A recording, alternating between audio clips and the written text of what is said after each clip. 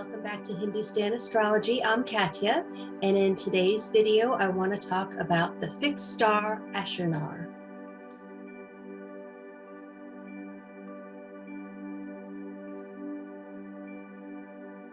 Now, the fixed star Achernar is in the constellation Eridanus, and Achernar actually means end of the river, and Eridanus is the river constellation.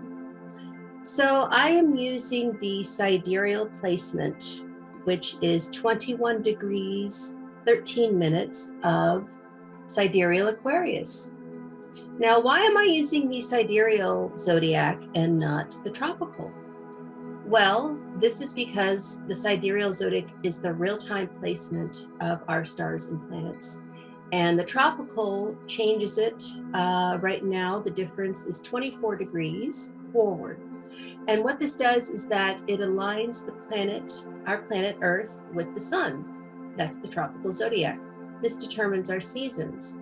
But when you look up into the night sky, let's say you have your phone and you're looking at the Google Sky Map and you're checking out where things are, that's the sidereal zodiac. That's the real-time placement of the stars and planets. That is not what Western uses.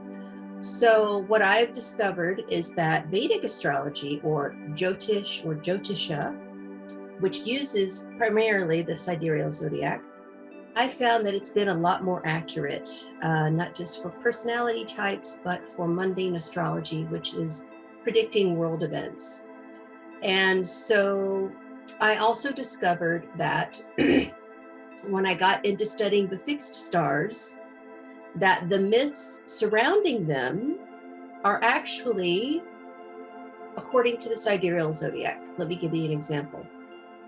Regulus, which is the star that is in the sidereal zodiac at about 6 or 7 degrees of Leo. It's actually the heart of the lion. In tropical zodiac or Western, it moves forward into Virgo. So the myth about the heart of the lion does not apply to the virgin, the wheat goddess of the harvest. So you can see how our myths are actually developed around the sidereal zodiac or the constellations. So what is the difference between a constellation and an asterism? Well, a constellation is or rather are the zodiac signs that are on the ecliptic. So what's the ecliptic? What's the equator? So if this is our equator and we tilt it at an angle, this is how we're looking at the night sky. And this is the line that the planets and stars go around. And it is tilted at an angle because of the precession of the equinoxes. So basically, the signs are always moving backwards in the grand scheme of things, the precession of equinoxes. So we use this in the sidereal zodiac. So as you're looking up into the sky and you're looking at the planets and the sun going around, that band, that ecliptic, the zodiac or the constellations that fall along that ecliptic are what are included in the nakshatras. So in Hindu astrology, Jyotish, Vedic astrology, right? It's all the same thing. We are concerned with the stars that are closer to the ecliptic, okay? The stars that are further from the ecliptic we feel are not as strong. They're not as strongly felt. So one exception is the star Arcturus, and it is far off of the ecliptic, but it's included. It is the star that rules Swati Nakshatra, and it is known as the self-going star. These people are extremely independent and want to do things their way, and this is because their star is far off of the ecliptic, you see. So what I've discovered, because I started with Western astrology, and for 30 years I did Western astrology. So I got to learn a lot about the other stars that are not included in the Vedic nakshatras.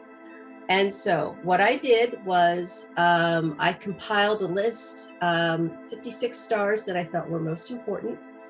And I'm sure there's more. I'm sure I did not get them all, but I thought this was a good way to go.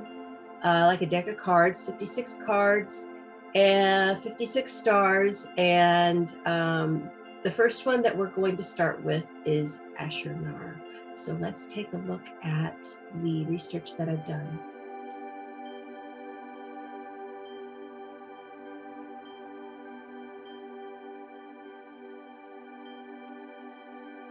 Okay, so now we're going to take a look at my presentation on the fixed star Achernar. It is at 21 degrees, 1 minute of Sidereal Aquarius in Purva Bhadrapata.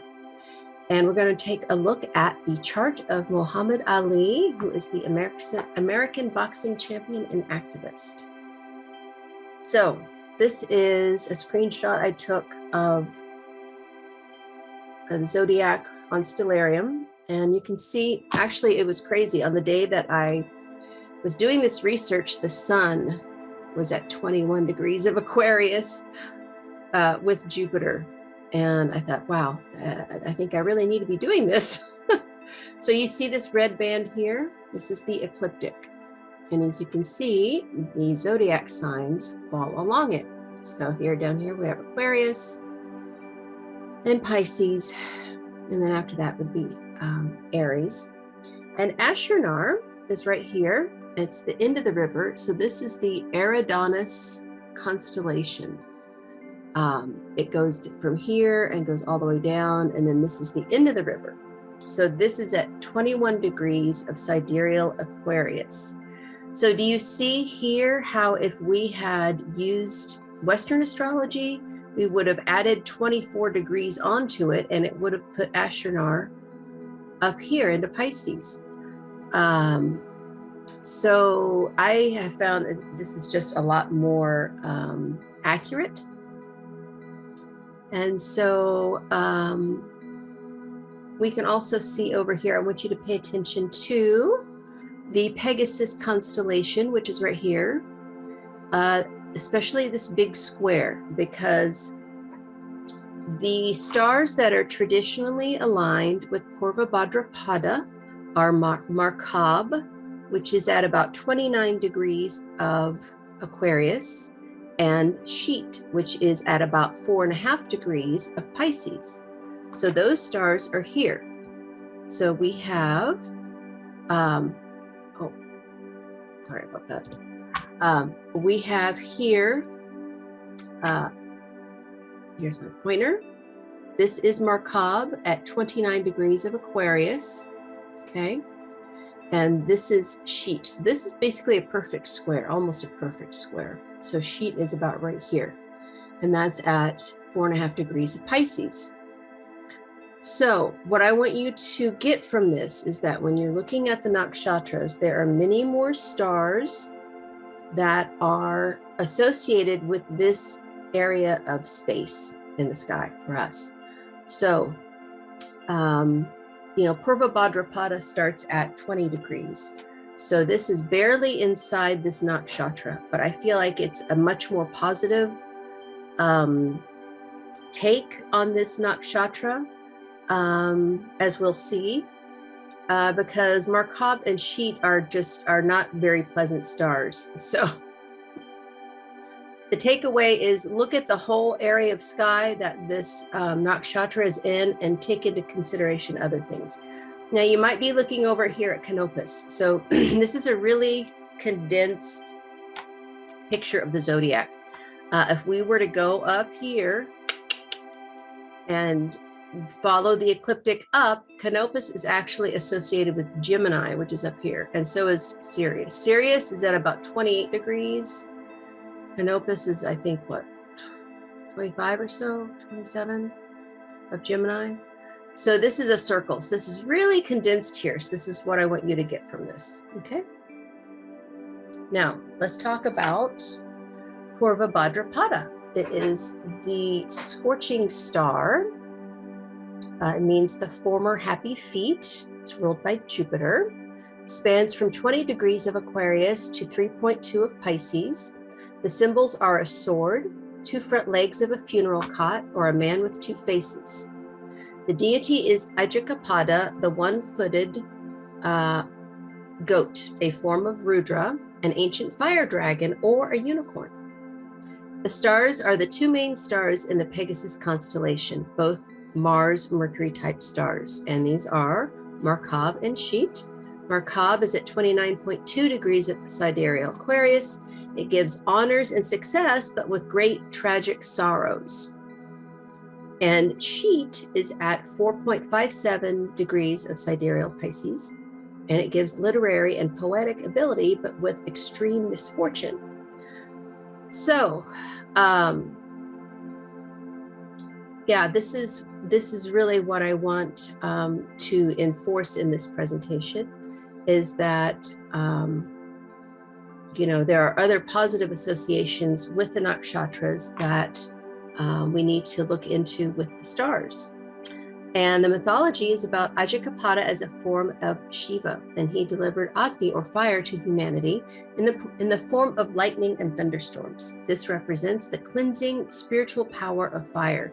And this is something I want to say about this portion of the zodiac, especially the portion that goes into Pisces, is that this portion is often associated with spirituality, but it is spirituality at a cost. And it often brings misfortunes that lead to a healing. So yes, it's spiritual, but it's after the difficulty is there. So let's take a look at Purva Bhadrapata in a birth chart. And we see here's Rudra, form of Shiva. So these people are self-sacrificing for a higher cause and are here to bring transformation in the world.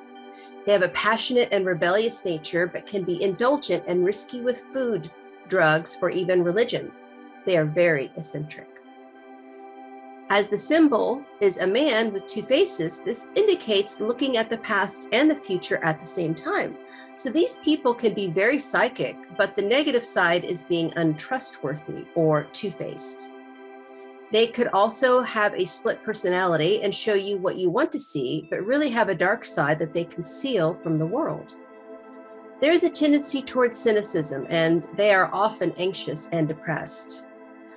Must be careful of car accidents and injuries, and they have excellent oratorical skills and can sway the masses with their hypnotic speech, and not always for the best.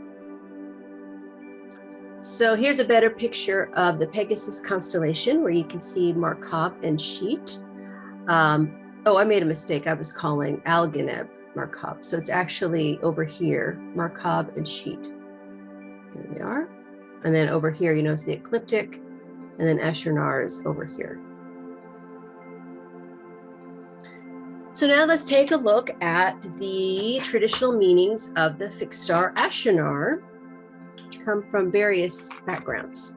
So it is a Jupiter type star.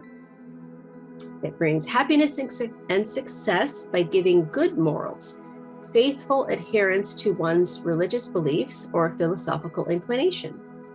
Fixed star Achernar, Alpha Eridani, is a 0.5 magnitude blue-white star located in the mouth in the river, the Eridanus constellation. The traditional name Achernar comes from the Arabic phrase Achernar, which means the end of the river. It is symbolized as the cherub and sword and gives success in public office, charity, and religion. Achernar, or the end of the Eridanus River, possesses a Jupiter nature with a dash of Mars-Uranus character. Well placed, it promises happiness and success by giving good morals, faithful adherence to one's religious beliefs, or a philosophical inclination. According to tradition, Achernar is credited with bestowing high offices in the church, especially if conjunct Jupiter. Achernar star rules the center of the left foot in the human body. And you can see here, it's over here on the left side of the screen. At the very last star is Achernar. And another chart that I could have done for this presentation, but I chose to more focus on one person, was Pope Francis, our current Pope. He has, gosh, which planet does he have there? He has something significant there. I can't remember what it was, but I remember thinking, that's interesting, because he is quite the rebel and game changer, I guess you would say. So we have the meanings of the Eridanus constellation. So the whole constellation is a Saturn type constellation. It is the river, with the exception of Achernar, which is like Jupiter, as we saw. It gives a love of knowledge and science, much travel and many changes, a position of authority, but danger of accidents, especially at sea, and of drowning. And basically, you'll find like anything concerned with rivers is going to have this strong connotation with this constellation. It portends rain. Modern astrologers claim that the constellation gives a love of knowledge and science, but there is no support for this contention in classical astrology. Eridanus does, however, indicate events concerned with rivers and streams. Ptolemy states that the star at the end of the river has a nature like that of Jupiter, and the other stars in the constellation are more like Saturn. So outside of India, there are some interesting interpretations. So it is the 25th Arabic manzil, and the manzils are like the nakshatras, they're the lunar mansions. And it means favorable for besieging and revenge, destroys enemies, causes divorce, helps prisons and buildings, hastens messengers, hinders childbirth, and hinders the action of the body. So it sounds like they're giving this star more of the constellation meaning to me. When it's with the moon, it is unfortunate for everything except for taking medicine. So they're giving this quite a fierce meaning. Now in China, it is the 12th Chinese lunar mansion, and it is the way or the rooftop. The mansion of fortification and earthworks. It is favorable for building construction, renovations, and repairs, but unfavorable for moving. Dangers exist for travelers over land or water. Travelers on land are in danger of attack, whereas travelers by water are in danger of the ship foundering. So it sounds to me like, both the Arabs and the Chinese were giving this more of a Saturn type meaning, and I find that interesting. Now let's take a look at Muhammad Ali. Now he has his K2 at 21 degrees 13 minutes, so it's literally 12 minutes away, conjunct the star. So very, very close conjunction. Now, he was a professional American boxer and social activist. He was born as Cassius Marcellus Clay Jr., January 17th, 1942, and he died June 3rd, 2016. He was an American professional boxer, activist, entertainer, poet, and philanthropist. Nicknamed the Greatest, he is widely regarded as one of the most significant and celebrated sports figures of the 20th century, and is frequently ranked as the greatest heavyweight boxer of all time. In 1999, he was named Sportsman of the Century by Sports Illustrated and the Sports Personality of the Century by BBC. Now, just a little bit of background information. I thought this would, because not everyone is, necessarily familiar with Muhammad Ali. I grew up with him, so for me, he's like, was a part of the pop culture. He's a part of our consciousness. But let's just go over some of the things that made him who he is. Now, he was born and raised in Louisville, Kentucky, which for me is only 2 hours to the south. He began training as an amateur boxer at the age of 12. At 18, he won a gold medal in the light heavyweight division at the 1960 Summer Olympics and turned professional later that year. He became a Muslim after 1961. He won the World Heavyweight Championship from Sonny Liston in a major upset. on February 25th, 1964, at the age of 22. Also that year, he renounced his birth name as a slave name and formally became known as Muhammad Ali. In 1966, Ali refused to be drafted into the military owing to his religious beliefs and ethical opposition to the Vietnam War, and was found guilty of draft evasion and stripped of his boxing titles. He stayed out of prison while appealing the decision to the Supreme Court, where his conviction was overturned in 1971. However, he had not fought for nearly 4 years by this point and had lost a period of peak performance as an athlete. Ali's action as a conscientious objector to the Vietnam War made him an icon for the larger 1960s counterculture generation. And he was a very high-profile figure of racial pride for African Americans during the Civil Rights Movement and throughout his career. As a Muslim, Ali was initially affiliated with Elijah Muhammad's Nation of Islam. He later disavowed the NOI, adhering to Sunni Islam, and supported racial integration like his former mentor, Malcolm X. Part 2. He fought in several historic boxing matches, such as his highly publicized fights with Sonny Liston, Joe Frazier, including the fight of the century, the biggest boxing event up until then, the Thrilla in Manila, and his fight with George Foreman in the Rumble in the Jungle. Ali thrived in the spotlight at a time when many boxers let their managers do the talking, and he became renowned for his provocative and outlandish persona. He was known for trash talking and often freestyled with rhyme schemes and spoken word poetry, incorporating elements of hip hop, and often predicted in which round he would knock out his opponent. He became known as the first rapper. And there's actually an excellent movie. It came out in, I think, 2001 or 2, with Will Smith as Muhammad Ali, and it's excellent. If you have not seen it, I highly, highly suggest watching it.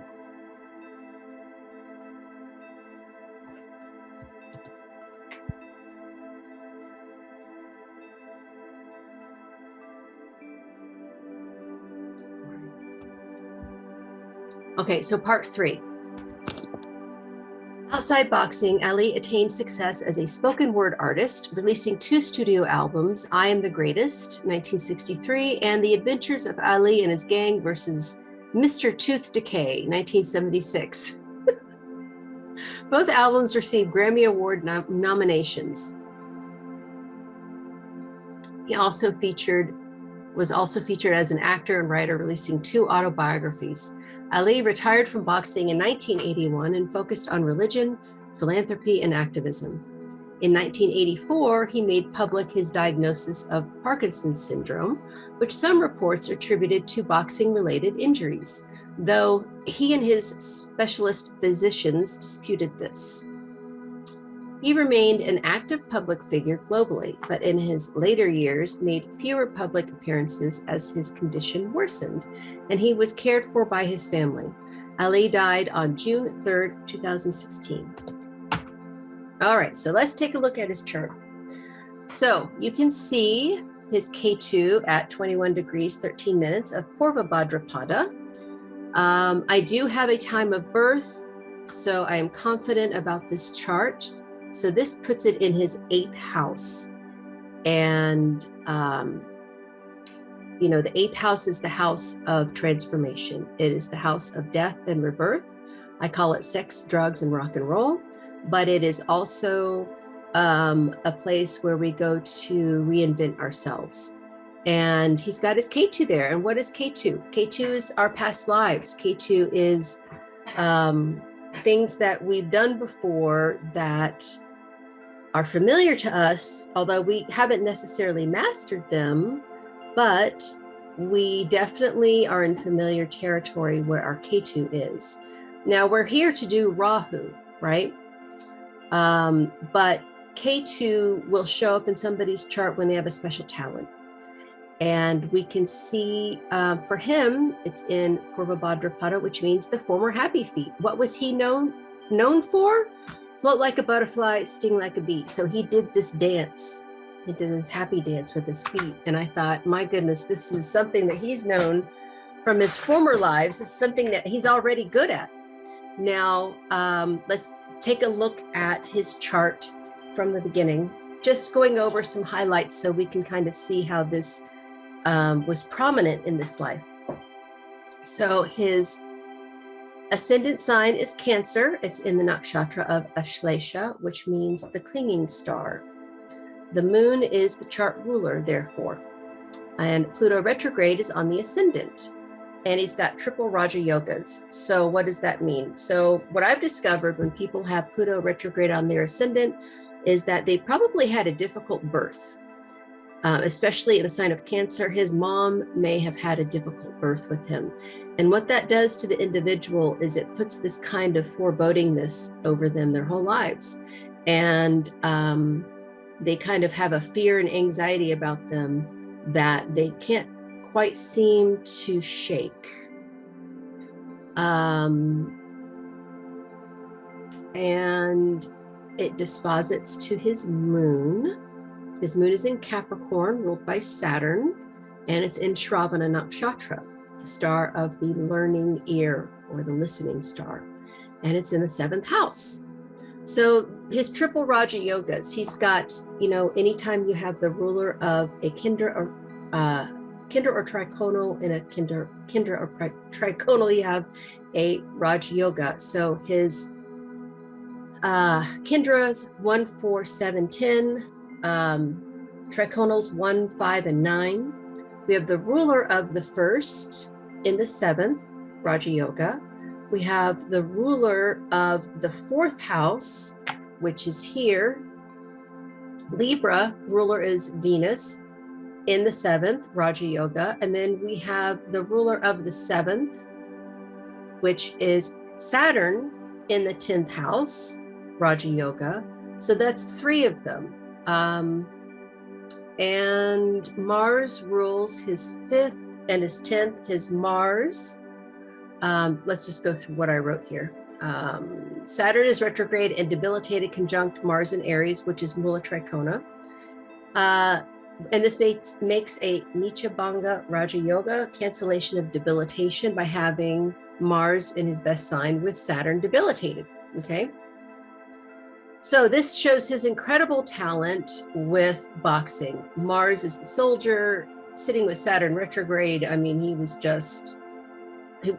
a force of nature, This is what I call the traffic jam combination, because it's this incredible force, this buildup of energy, but it's stuck and it can't go anywhere. So with that Saturn, especially with Saturn retrograde, and his 10th house is the house of career. So very clearly, this was destined to be his career, right?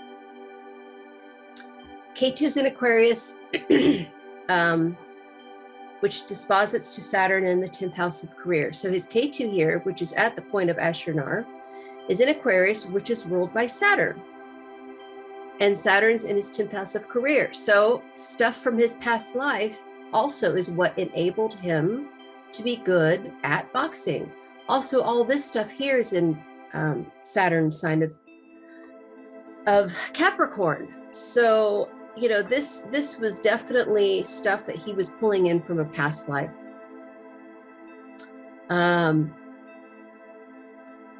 Bhadrapata nakshatra is ruled by Jupiter, and it disposits to his Jupiter retrograde in the 11th house conjunct Uranus retrograde. So what's 11th house? It's our communities. It's our circle of friends. It's also one of the air houses, so it's how we communicate. And Jupiter retrograde, kind of in general, when you see that, you can look for Cancer in a chart. It doesn't always mean Cancer, but it might mean some other kind of disease. Maybe something that has to do with the liver, cirrhosis of the liver or something. But what I'm feeling is that because Ketu is in his 8th house and it's past lives, I was getting from this that he could have some spiritual connections in his past lives as a priest or something. Maybe he did something that was controversial about his beliefs, and that in this lifetime it gave him the ability to work it out through boxing. What he's here to do, Rahu is in Leo, it's in Purva Bhadrapata, which means the fruit of the tree, and it's in the second house of money. It disposes to the sun over here, which is conjunct Venus retrograde Dhanishta, the star of symphony. This shows his inclination towards music. So I feel like in this lifetime, he was definitely here to learn how to use his voice for music and activism through music, because Rahu is the second house. And Rahu is also money. So he was here to learn how to make money, but he had to pull on his past life skills to help him with his career. So do you see how Ketu can work? You know, it's working in tandem with Rahu to help you with your karma and your fate and destiny in this life. But if you obsess too much on it, then you're staying stuck in past life karma and you're not doing what you're here to do. But ironically, his fame that he got from boxing is what gave him the platform to be the first rapper, to be the one who started this whole, music phenomenon. So I found that very interesting. And then Neptune retrograde is in Virgo, in the third house of media, communication, and celebrity. So why is it celebrity? Well, celebrities are known because of media, right? They're known because of things that are put out, on TV and the newspapers and social media and all this stuff. And so this just shows his talent also with the spoken word and the written word, writing things as well. So what I found was very interesting about Achernar was this tendency towards religion, and especially being associated with Jupiter. And in some ways, I feel like this star almost shows more of the positive sides of Purva Bhadrapata than do Markab and Sheet. So let's take a look at his Dashas, because one thing that you'll want to look at is when you see somebody that has a star or a planet or, something conjunct a star dead on, you want to look at the Dasha cycle of that planet that is conjunct the star. So for him, it's Ketu. Now he died in 2016. He died over here in Mercury Rahu. And his Mercury is in Shravana, spoken word again, star of listening. And then Rahu, which is what he was here to do. Now the second house is a Maraka house. The seventh house is a Maraka house. So when he was in the Dasha of both Marakas, where those planets were, he passed. Now Mercury rules the 12th house. It rules the third house. Rahu doesn't have any house affiliations. So the 12th house is the house of death. And then the third house, like we've talked about, is media, communication, and celebrity. So he did not get to live through his Ketu Mahadasha. I thought that was very interesting, because it's now that we are really taking in what he did for us, what foundation he laid for us to think of Muslims in this country, to think about activism for Blacks in this country, and to think about music, and including rap music as music. I mean, still today, people are saying that rap isn't music. And, all of these things that he began are really coming to the forefront right now. So his philanthropic endeavors should be coming out, especially this year in the news. I think we're going to hear some things about him. So there you go. If you guys have any questions, please feel free to, just message me.